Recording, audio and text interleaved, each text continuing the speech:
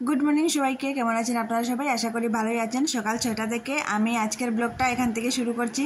তো আপনারা সবাই आशा करी ভালোই আছেন। আমি মোটামুটি ভালোই আছি, কারণ আমার গলার টোনে হয়তো বুঝতেই পারছেন মেয়েকে সুস্থ করে তুলতে তুলতে নিজেই অসুস্থ হয়ে পড়লাম। হ্যাঁ সত্যি আমারও একটু জ্বর। তো এই যে দেখুন সকালবেলা যে একটু ভিডিও করেছিলাম, তারপর আর ভিডিও করতে পারিনি, কারণ শরীরটা এত খারাপ করছিল না, শুয়েই ছিলাম। তো ওদের যেহেতু স্কুলটা বন্ধ আর মেয়েটা অসুস্থ, সেই জন্য ওদেরকে ডাকাডাকি করিনি। আর এই যে দেখুন 8টা 10 বেজে গিয়েছে, তবুও দেখুন ওয়েদারের কী অবস্থা, বাইরের কী অবস্থা। সূর্য মামার তো দেখা নাই, আর অন্ধকার করে রেখেছে একদম আকাশটা, হয়তো আবার ঝড় নামবে। এই 2-3 দিন থেকে এরকমই করছে। সকাল 10টা-11টা পর্যন্ত বৃষ্টি দিচ্ছে, তারপর খুব রৌদ্র দিচ্ছে।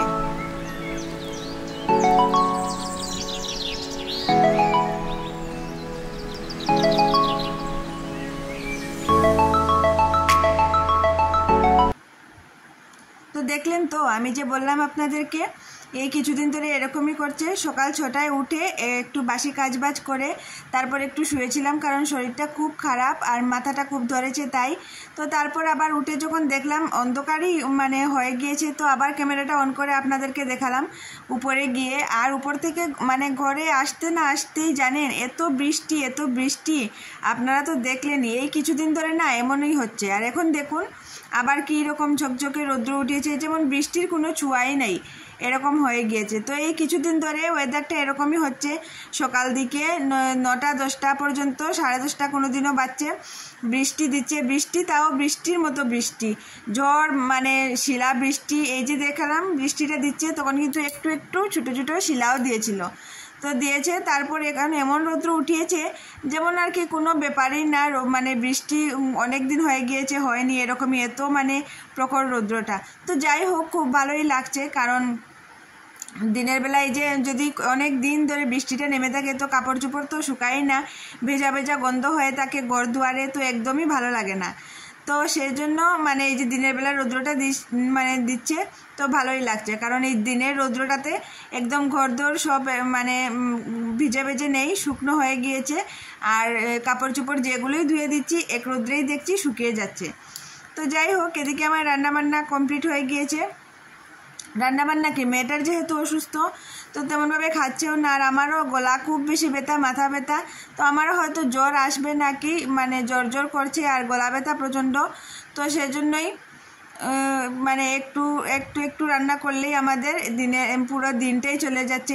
একবেলা রান্না করলে আমরা 3 বেলাই খেয়ে নিচ্ছি। আর ভাতটা শুধু কম কম করে করছি, তবু অনেকটা ভাত থেকে যাচ্ছে পরের বেলা। তো মেয়েকে তো আর দিচ্ছি না, ওর যেহেতু জ্বর, আমরাই খাচ্ছি একটু একটু করে। এখন থেকে ভেবেছি কি একদম ভাতটা চালটা একদম কম করে নেব। তো কম করে নিলে কি হবে, পরের বেলার জন্য আর ঠান্ডা ভাত থাকবে না।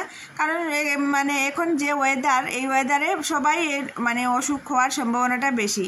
তো আপনারাও যারা ভিডিওটা দেখছেন, আপনারাও প্লিজ আপনার পরিবারের বা নিজের শরীরের একটু এক্সট্রা খেয়াল রাখবেন, কারণ এখন একটু অসুখ বিসুখেরই সময়।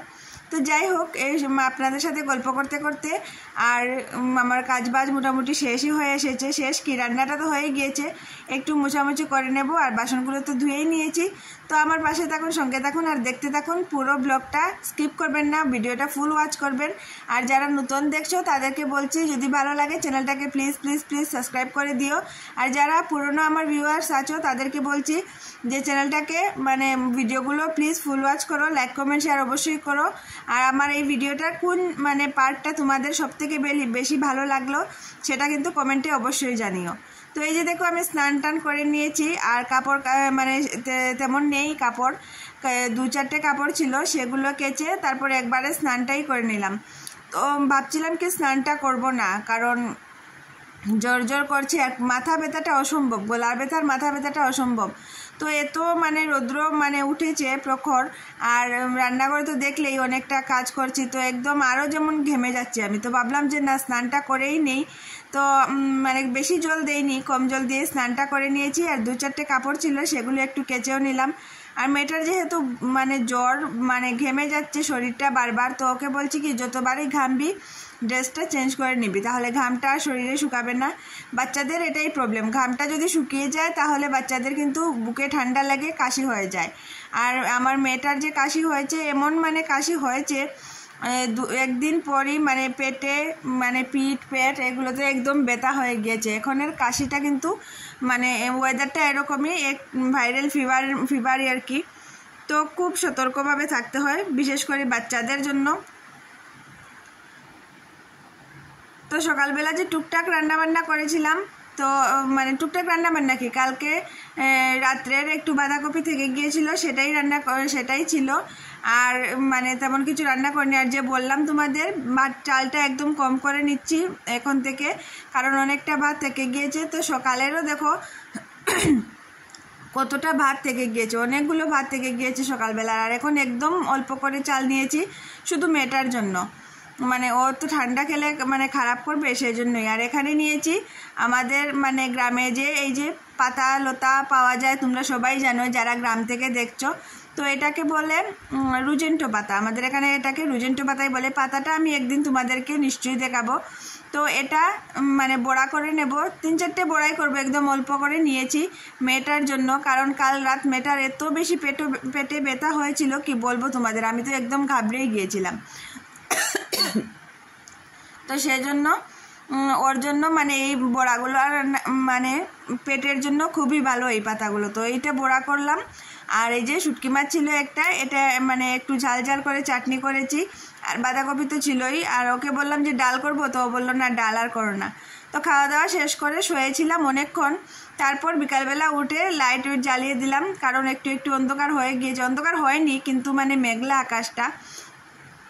আর গরদুর একটু জার দিয়ে দেই, একটু মানে শুয়েছিলাম অনেকক্ষণ। আর যেহেতু মাথার ব্যথা, একটু সময় শুলে পরে কি হয় মানে একদম নাক মুখ সব বন্ধ হয়ে আসে, শ্বাসটা মানে নিতে যেমন কষ্ট হয়, বুকে মানে একটা চাপের মতো হয়ে যায়, সর্দি হলে যেরকম হয় ঠিক সেভাবেই।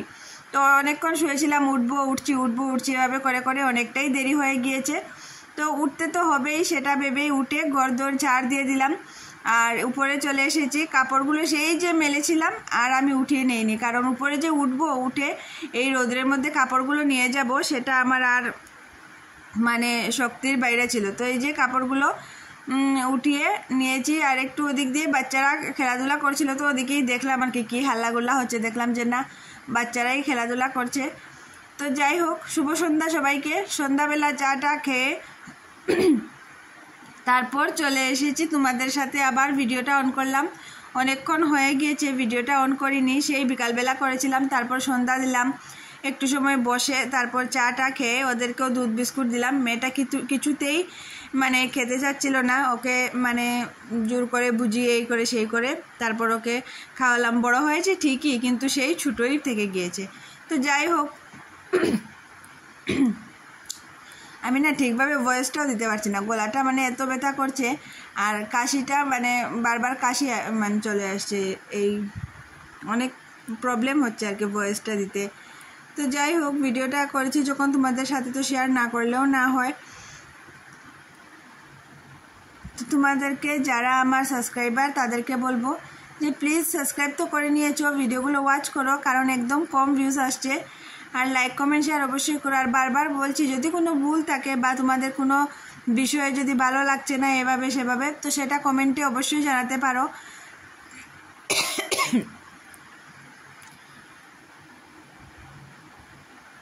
তো আজকে রাতে আর তেমন কিছু রান্না করব না, এই যে শুটকি মাছের যে চাটনিটা করেছি সেটা